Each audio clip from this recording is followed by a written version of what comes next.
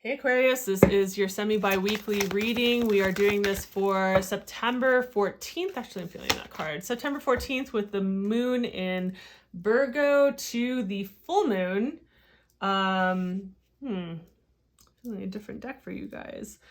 With the full moon in Aries on the 29th, and that's all tropical astrology. Adjust.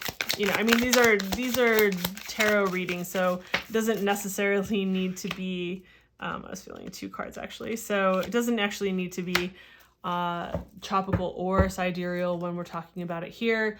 However, if you are someone who has been following me for astrological highlights, I don't know if you knew this, but my dad has lost everything in the line of fires, and that's been a lot to take care of that. And then also my mom, and also officiating a wedding out of state. So the rest of this month, I will be doing small videos like reels on Instagram. So make sure that you're following me there, or TikTok, or if you're following me here, the shorts, it will be on here as well. So make sure that you're checking those out. If you do follow me for astrological highlights, that's the best that I can do to catch up, so that next month we're back to everything regularly scheduled, right? So what are we looking at here, right? This is a short, sweet little snippet type of bite for some extra guidance so that we can look at how to best utilize and benefit the areas of our life that we're trying to move forward based on the energy, the current of the moon, right? Because it's happening every month, regardless of the astrology. This is happening every single month. We have these opportunities to work with. So where are your guides, the universe, whoever brought you here, saying, hey, this is where you need to spend your time, energy, and attention in order to snowball, ripple out to everything in your life to move the things forward that are most important to you. And what we have showing up here is the 12th house. So the area of spirituality, mental health, solace, or we could say isolation in another way, nature, altered states of consciousness, escapism, addiction, all of these types of subconscious things, all of these types of things are what's up, right? So, this is where your energy is being pointed to and saying like, hey, there might be some things that you need to pay attention to, address, or face, or get real with, or clear out, or just evaluate and see if you are in a healthy place with these things or in a non-healthy place with these things, right? And when I speak of addiction or escapism, that is not just substances, people. Like that is also, we can use anything that seems healthy and turn it into a poison if it's done in excess, and if it's done from a place of wanting to run, wanting to escape, wanting to numb out, wanting to get away, wanting to any of those types of things. So meditation can be a form of escapism or addiction in some way, to not have to feel into certain types of feelings and to numb out. Believe it or not, it can be a form of doing that. So there are other things that are like that as well. So just check yourself, pay attention, see what's coming up in terms of your mental health, your emotional health, your spiritual health. How are you feeling connected to whatever you call spirituality, your sense of oneness and connectedness with like the universe, whatever it is that you believe in? Do you need to get into nature? Do you need some more peaceful time, some solace, or are you in a space of isolation and guarding and really just like,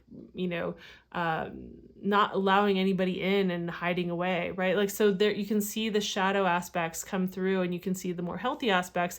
And so this is a time of evaluation to see what's actually coming up with that.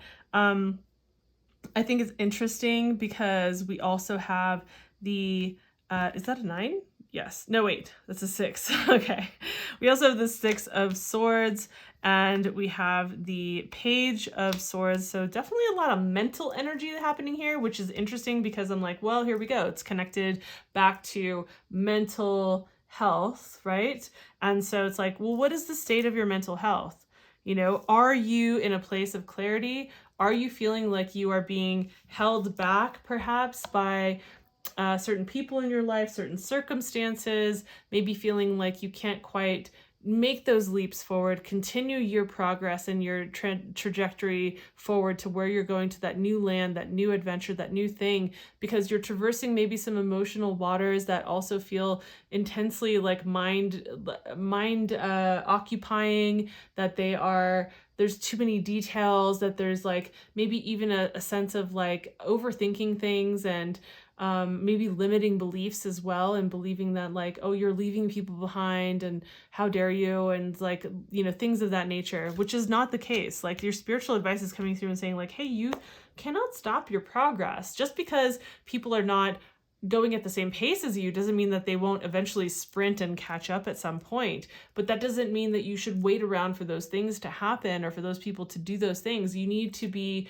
not unaware, right? Like we want to be balanced in this. It's like, but you need to be aware of like what is your path? What's your trajectory? What's important to you? How do you move forward? How do you address these concepts in a way that is healthy and allow other people the space to catch up as they do or as they don't?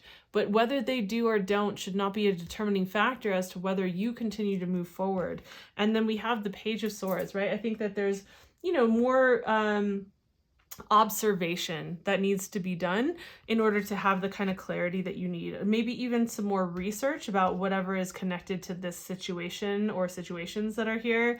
I definitely feel that, you know, but there's a healthy level of curiosity that comes with the pages of the deck, right? The Page of Swords, you know, has a different type of curiosity. Is maybe more detail oriented, wanting to know, do more research and get to a higher vantage point, see the bigger picture, like understand the whole process, all these different things. But there's a level of curiosity to it. But I feel like there's also this piece of observation, I think, that you're needing to observe. So move slowly, I think, through this particular new moon to full moon phase. I'm not saying don't move. I'm saying like, yes, this is like, there's energy moving things, like the current is moving and growing and building, right? And so work with that. I'm just saying work with it at a pace that is like tempered, like a tempered pace, right? So that's what I have for you. I would say check out your monthly reading, which I'll have up on the screen so that you can get a better sense of what the overall picture looks like. Obviously, if you want a specific understanding of what's happening for you and not a collective experience that's like, okay, some pieces fit, some pieces maybe not,